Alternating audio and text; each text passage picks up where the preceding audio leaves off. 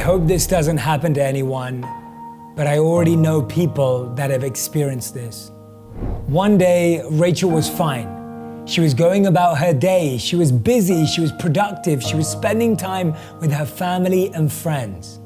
But then all of a sudden, she developed a cough and started to get a high fever, and she had no idea what it was. When she went to get checked at the hospital, they realized that it was COVID-19. She wasn't allowed to leave the hospital. She couldn't go back to her husband and her family and her friends. She had to stay there. But she was young and healthy, or so they thought. So they thought she would be fine if she just stayed there and recovered.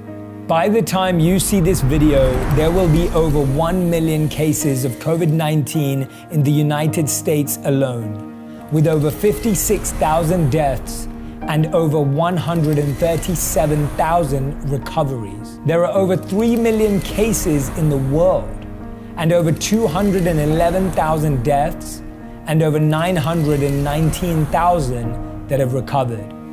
But Rachel's story was not one of recovery. Even though they expected her to recover shortly after she was diagnosed, it actually got worse. Her husband would regularly visit, but without being able to be face-to-face with her, he would drop off meals, flowers, messages, and her favorite items from home. She had beaten diseases before, so the doctors believed that she'd be able to fight this one off as well. She'd FaceTime her husband every day until she couldn't. COVID-19 gave her a cardiac arrest, and so she sadly passed away. Her husband wasn't by her side. There were so many things that he wanted to say to her, so many memories he wanted to relive with her, so many new memories he wanted to make with her, so many plans and dreams they had together. They had their whole life ahead of them, or so they thought. He was heartbroken, completely distraught. No one could come to see him, and he didn't really want to pick up the call to anyone. It was the toughest time in his life, and he was going through it alone. He finally decided that he was going to go to the hospital to pick up her items and everything that she had left behind. When he got home, he opened her phone to see the pictures they had and wanted to start looking through all the memories that they had captured. And as he was going through her photo gallery, he found a picture. This picture was of a note, and on that note, she had written to him, this is what it said. My love, I love you more than you could imagine. I am going to miss you so incredibly much. You have been my best partner, my best friend, and my greatest adventure. From the moment we met, I knew you were the person I wanted to spend my life with.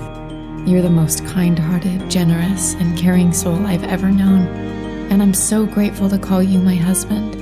I want you to continue being the man I fell in love with. Continue living, my darling. I know this all feels scary, but I promise it's going to be okay. All my love, Rachel. The Buddha said, the trouble is you think you have time. You never know how long you have with someone, so don't waste it arguing. Don't waste it complaining and comparing and criticizing, and don't waste it fighting. Don't let your last words to someone be words you don't mean. Don't let your last interaction be full of pain. Don't let your last shared emotion be anger, because you don't know when your last time will be your last ever.